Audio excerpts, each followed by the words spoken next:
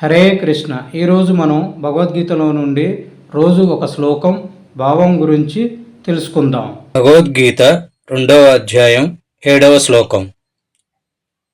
కార్పణ్యదోషోపహత స్వభావః పృచ్ఛామి త్వం ధర్మ సమ్మూఢచేతః యశ్రేయస్యానిచితం బ్రూహి తన్మే శిష్యస్తేహం స్యాది మాం త్వాం ప్రపన్నం.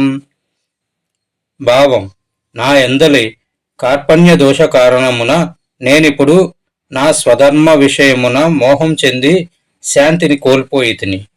ఇట్టి స్థితిలో ఏది నాకు మిక్కిలి హితకరమో నిశ్చయముగా తెలుపుమని నిన్ను నేను అడుగుచున్నాను. నేనిప్పుడు నీకు శిష్యుడను మరియు శరణాగతుడను. దయచేసి నాకు ఉపదేశం కావింపుము.